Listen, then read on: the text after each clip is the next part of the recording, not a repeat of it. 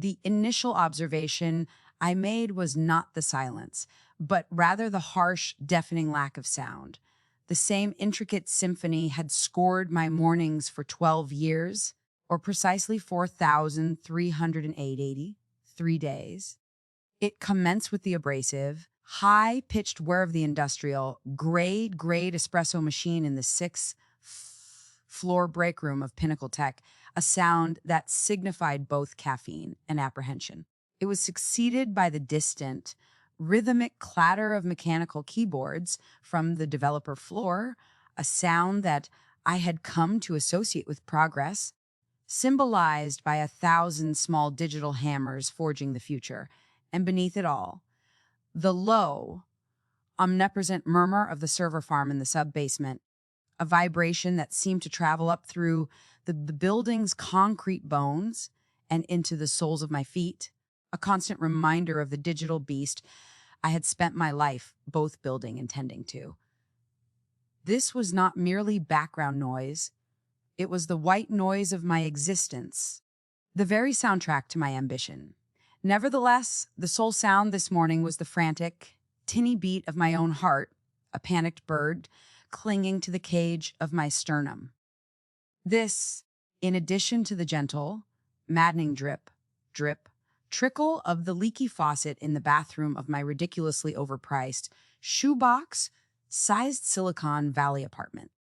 I had been intending to dress a breech for 6 months, but I had consistently postponed it in favor of another project, deadline, or late night at the office. The email was received at 2 a.m. Naturally, it was transmitted from a no reply address. Subject: notification of organizational restructuring. It was a masterpiece of corporate timidity, cold, sterile, and irrevocably, catastrophically conclusive. In a single antiseptic stroke, a digital guillotine had severed my past, present, and future. Revocation of my network access. I have been reassigned to my current responsibilities. My security clearance has been terminated. My intellectual and emotional capital, the entirety of my adult existence, and 12 years of service, all of it was eliminated with the cold efficiency of a database purge. There was no telephone conversation. Absence of an in-person encounter. Not even the civility of a generic, pre-written, "We wish you the best in your future endeavors" from an anonymous HR drone. A sterile automated termination notice, as if I were a defective piece of code being deprecated from the system. Adam Martinez, senior systems architect, has been effectively uninstalled. A caustic line of self-deprecating code ran through my mind unbidden. I collapsed onto my gray sofa, which I had purchased on sale when I first relocated to this location. The laptop continued to emit a mocking warmth that enveloped my legs. The valley, a sprawling, indifferent circuit board of aspirations and desperation, was waking up outside my window, glowing under the hazy morning sun. However, my world had just become completely, terrifyingly dark in my tiny apartment. 12 years. It seemed as though it had been a full lifetime.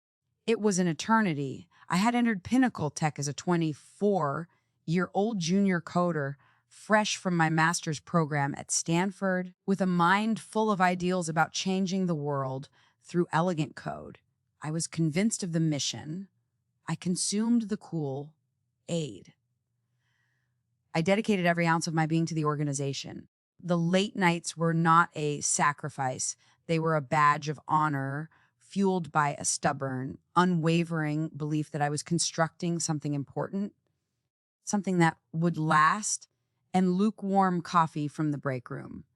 The foundational code for our primary product, Helios, a revolutionary data management analytics system that had become the industry standard, was written by me. I did more than merely compose a portion of it. I actually designed its essence. For me, Helios was not merely a project, it was my precious child. I was aware of every strength, every concealed vulnerability, every exquisite flourish, and every clumsy workaround. I was more aware of it than I was of myself. I had forsaken relationships in order to support Helios, allowing a lovely man who desired more of my time to slip through my fingers. A critical system malfunction had resulted in my absence from weddings, birthdays, and my grandmother's funeral. I had invested my youth in its compiler errors and command lines. And for what purpose? To be unceremoniously discarded, akin to a redundant variable in an inadequately optimized function. An insistent vibration emanated from my phone, which was positioned face down on the coffee table. TechCrunch issued a press alert. The notification was opened by my forefinger, which moved with the slow, detached muscle memory of a person in shock. The words seared themselves onto my retinas, and the screen shone. Pinnacle Tech's daughter's 600M merger with Apex Innovations collapses amid intellectual property disputes. My airways were evacuated of air. My blood underwent a transformation into ice water. The article was devoid of the juicy details, relying on the standard anonymous sources close to the deal. These sources claimed that the acquisition, which had been regarded as a certainty, had collapsed at the 11th hour as a result of a foundational intellectual property conflict. Apex Innovations' due diligence team had apparently discovered a critical issue, a core component of Pinnacle's technology stack. The very heart of the Helios system was not legally owned by Pinnacle Tech as stipulated in the sale agreement. My larynx was torn open by a hysterical, raw laugh. The laughter was not that of an amused individual. It was the sound of a pressure valve releasing, the sound a dawning, horrific clarity. The timing was not a mere coincidence. Corporate restructuring was not the sole factor. It served as confirmation. They had not terminated my employment abruptly. They had attempted to conceal me. My termination was a surgical, desperate maneuver. Cover up. Our slick, silver-tongued CEO, Mason Caldwell, had attempted to sell the company. My work? My life's creation, for a king's ransom. However, something had gone spectacularly, beautifully awry. Mr. Caldwell was adorned with $1,000 suits and possessed perfect teeth. And that something, I was now fearfully certain, was entirely related to me. He had endeavored to eliminate the sole individual who was aware of the truth prior to the consumers discovering it. He arrived only a few hours too late. The subsequent days were a series of waking nightmares characterized by a flurry of profound astonishment and impotent, simmering rage. I experienced a sensation akin to that of a ghost haunting the ruins of my own existence. I would engage in a masochistic ritual of passively scrolling through LinkedIn, where I would observe the cheerful, oblivious posts of my former colleagues. They were discussing the exciting new chapter that lay ahead, posting photos from the company's Synergy breakfast and hashtagging Pinnacle Proud. They were unaware.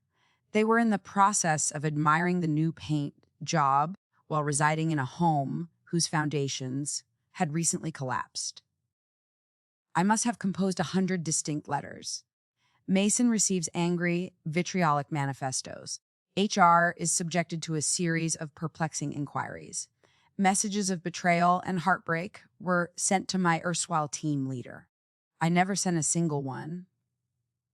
What was the purpose? They possessed all the cards and all the power. I was merely another engineer who was consumed and expunged by the relentless machine of progress and profit in the brutal, unforgiving calculus of Silicon Valley.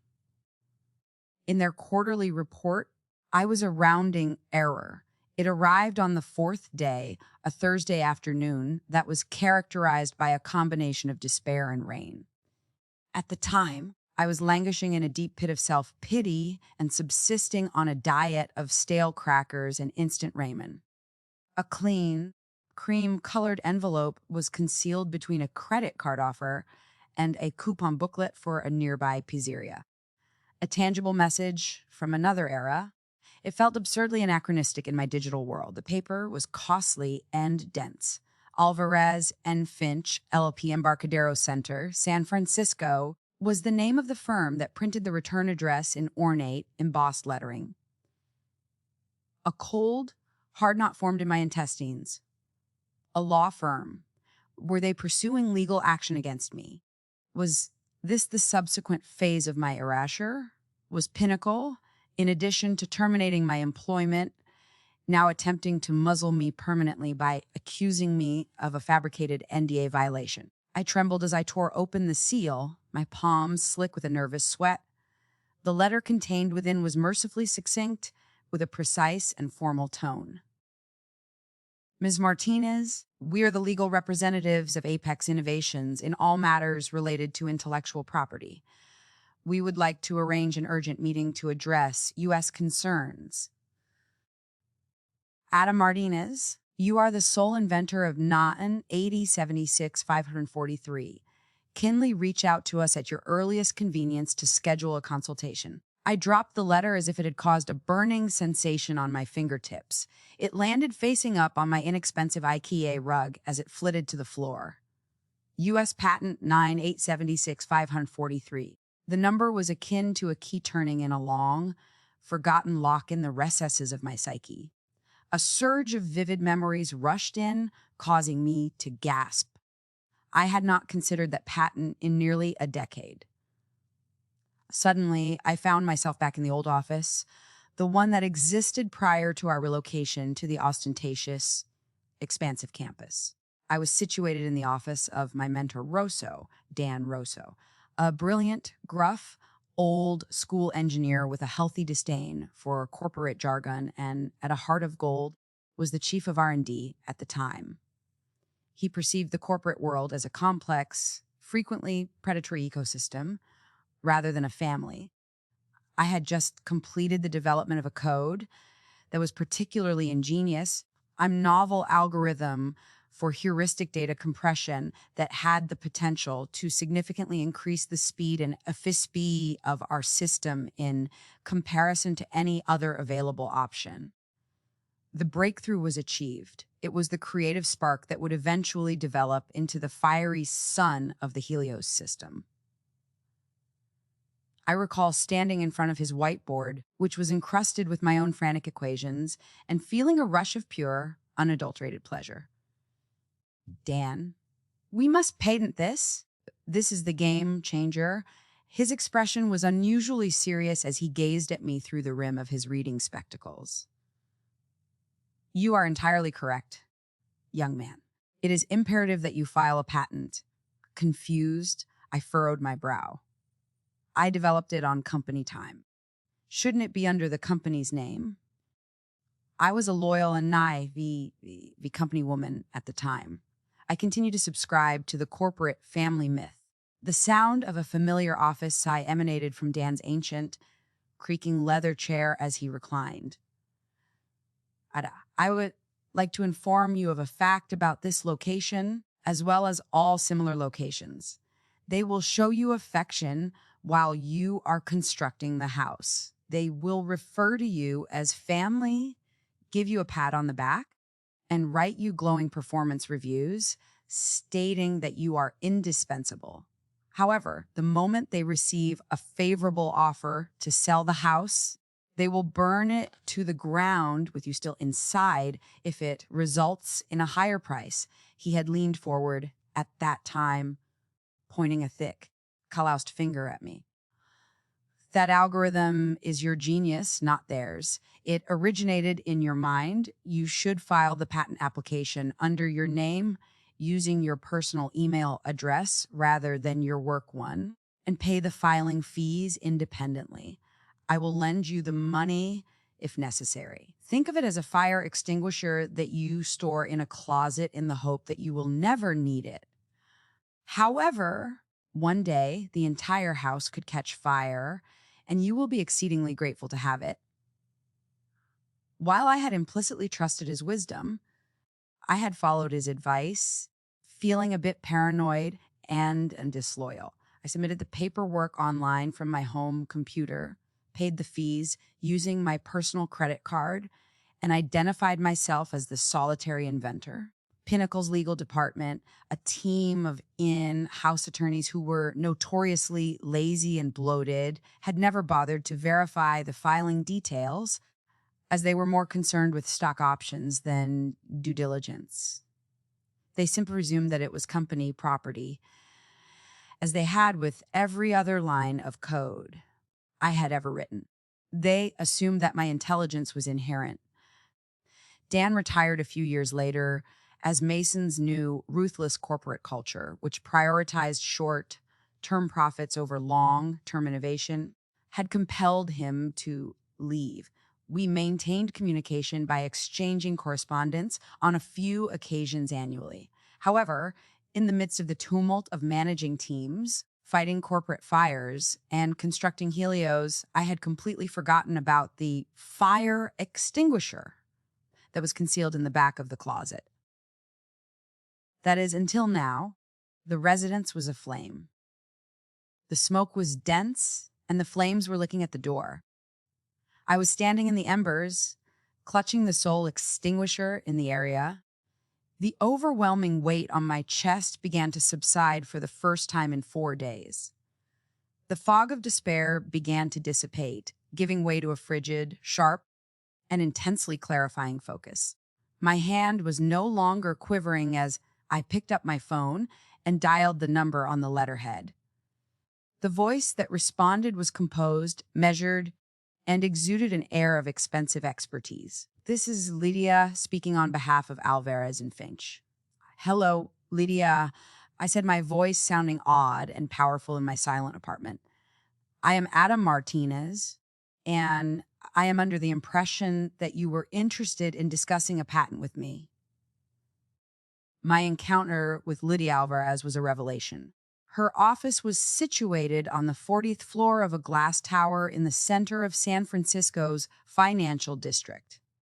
The panoramic view of the bay was reminiscent of the endless possibilities that lay ahead. The air itself appeared to be vibrating with energy. Lydia, a named partner at the firm, exuded a calm, lethal intellect and wore a tailored suit akin to a suit of armor. She refrained from engaging in trivial conversations. As I recounted the entire sordid tale, the 6:02 a.m. email, the 12 years of devotion, the news of the failed merger, and the decade-old conversation with Dan about a fire extinguisher.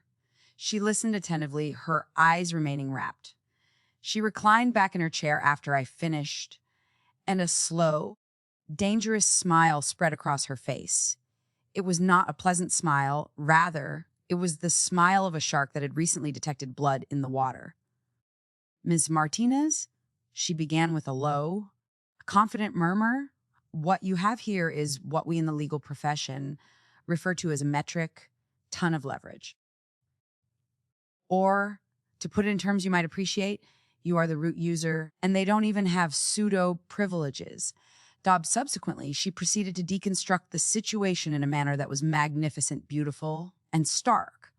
My patent, US 9876-543, was not solely for a peripheral, ornamental feature of the Helios system.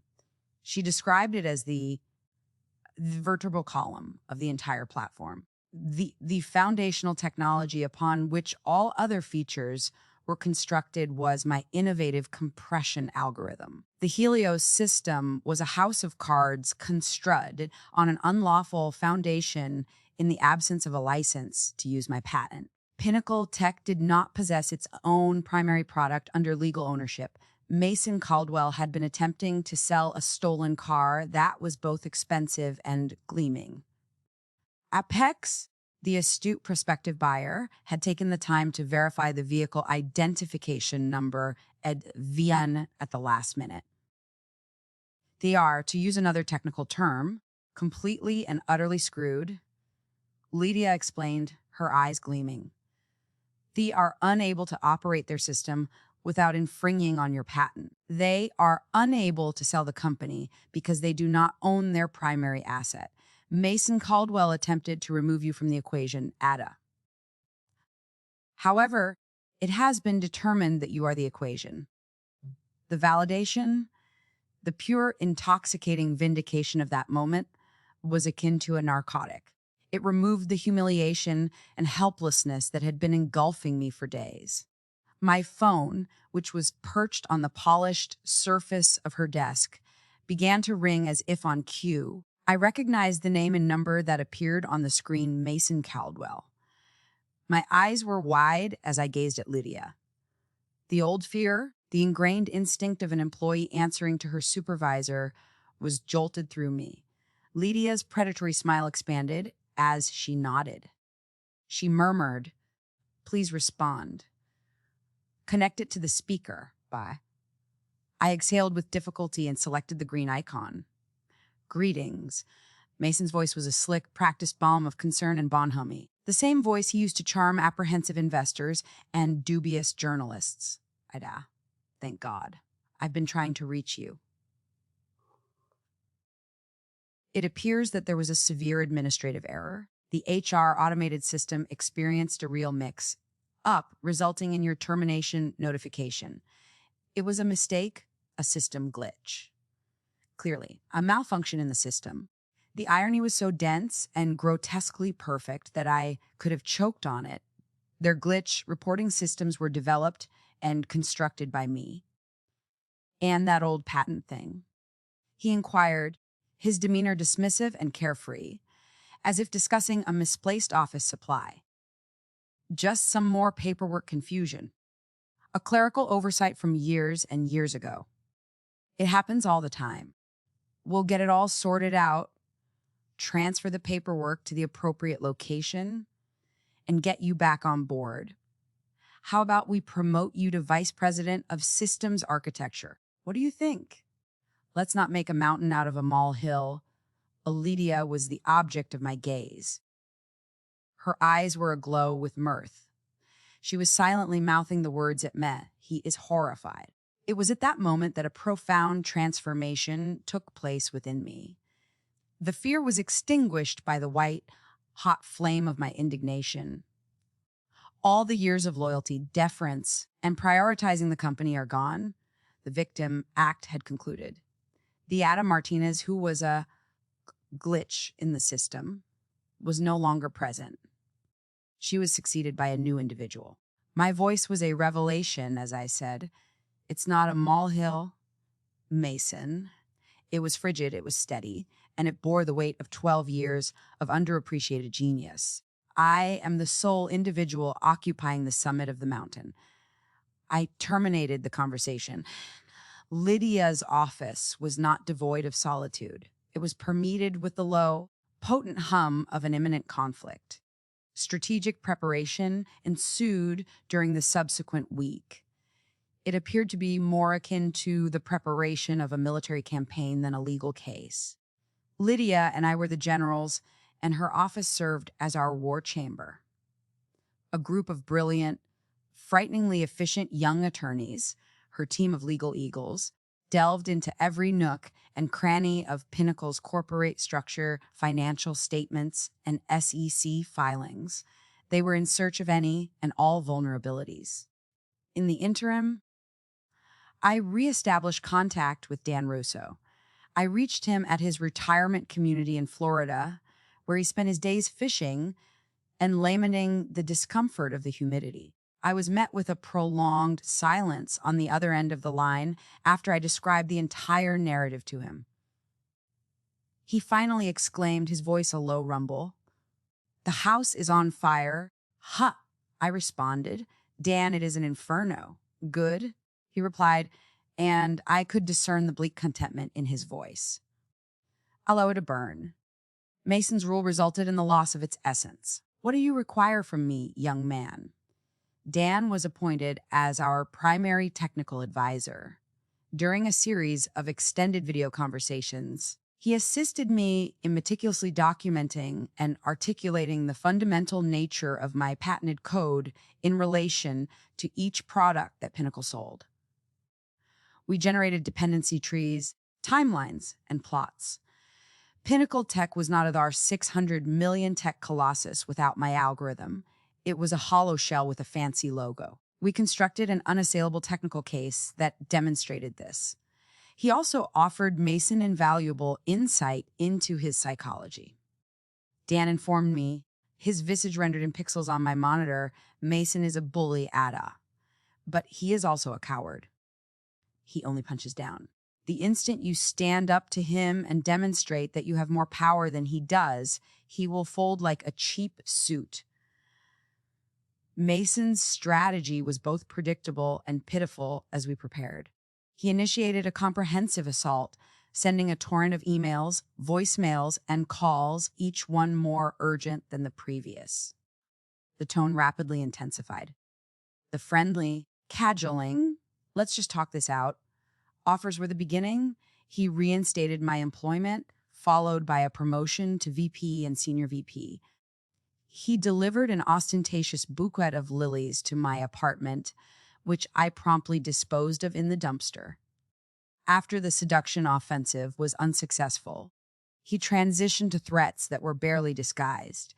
His emails began to mention the proprietary nature of my work and my non-compete clause, suggesting that legal action may be taken for trade secret violations. We were both aware that it was a ruse. There was no violation on my part. Rather, they were acting in violation of my patent. Eventually, the financial offers that were lowball began to trickle in, being sent to Lydia by his counsel. Lydia was ecstatic when she encountered the initial proposal to purchase the patent for a generous sum of $50,000 in order to rectify the administrative error. The offers gradually increased $100,000 to $50,000 and ultimately a final offer of $500,000. Lydia's guidance was meticulously implemented. Despite everything, we neglected it. Our silence was a weapon, a form of psychological warfare. Allow him to perspire. Let him gaze at the stock price that is collapsing as he paces his corner office at night. Let him envision each and every worst-case scenario. Allow him to experience the ground's instability beneath his boots. We were transferring power from his side of the table to ours with each unanswered call and rejected offer. The subsequent Tuesday was designated as the final confrontation. A sterile, glass-walled conference room on the top level of a downtown high-rise, which was rented by the hour, was selected as the neutral location. It was less reminiscent of a business negotiation and more reminiscent of an armaments treaty negotiation in Geneva. Tension was pervasive in the atmosphere.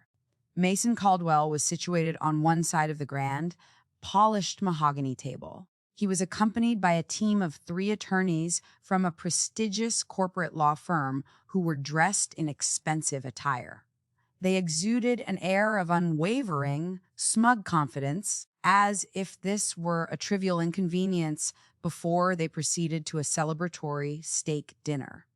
Lydia and I were the sole individuals involved.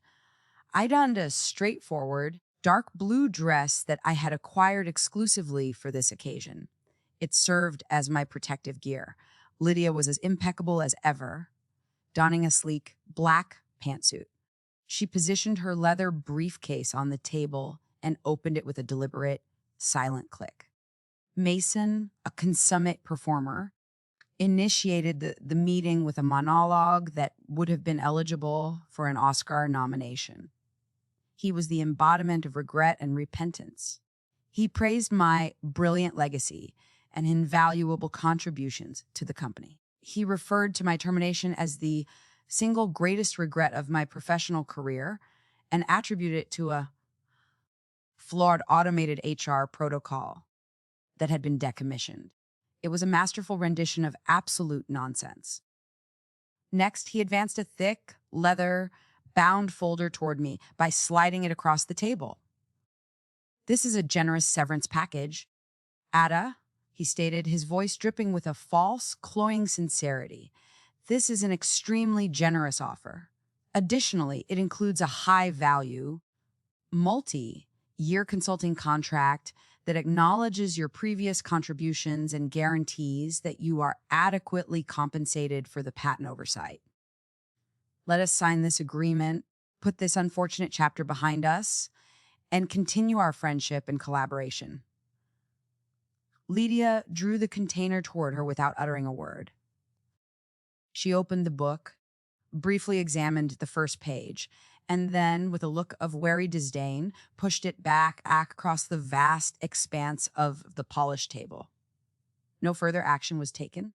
We are not interested in your scraps, Mason," she stated, her voice piercing the stagnant atmosphere of the conference room. It was now my turn. This was the moment that I had mentally rehearsed 1,000 times. The memory of 12 years of dedication, of missed moments and interminable nights, fueling my resolve. I took a deep, steadying breath. "Friends?" I inquired, my voice low, but an unexpected gravitas. "Mason, for 12 years, I provided you with my most exceptional work.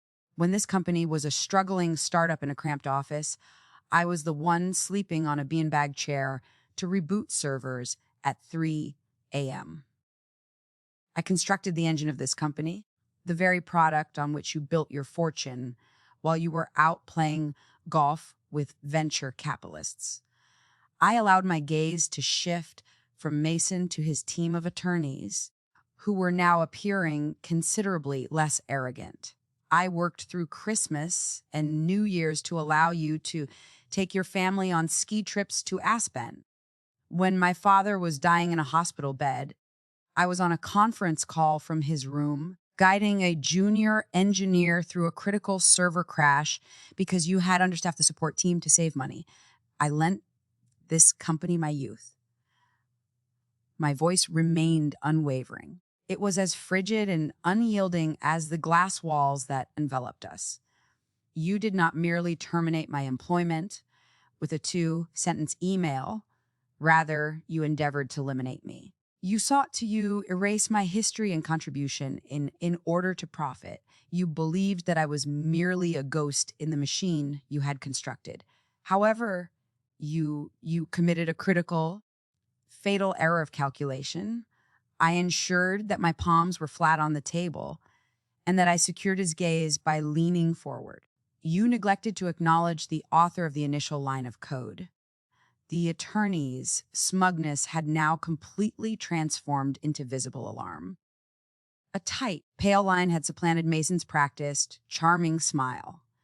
"My patent is not an oversight, Mason," I continued, my voice resonating with a newfound authority that appeared to have been forged in the crucible of the past 2 weeks. "It is the corners, the foundation, and the very essence of everything you possess. It is also mine. You have constructed a $600 million residence on land that you do not possess. Today, the rent is due." I took a moment to allow the full force of my words to sink into the oppressive silence of the room. I observed Mason's eyes flicker as he began to comprehend the situation and the distress that ensued. The final, most devastating strike was then delivered by me. "I have already initiated exclusive negotiations with Apex Innovations," I stated, my voice remaining composed. They were eager to ascertain the true ownership of the technology they were about to acquire. They comprehend the significance of my work. They have extended an offer to me, Mason, not only for the patent, but also for my future. A future in which my contributions are appreciated rather than stolen. I allowed my lips to be touched by a faint, icy smile. "Therefore, you have no more to offer me.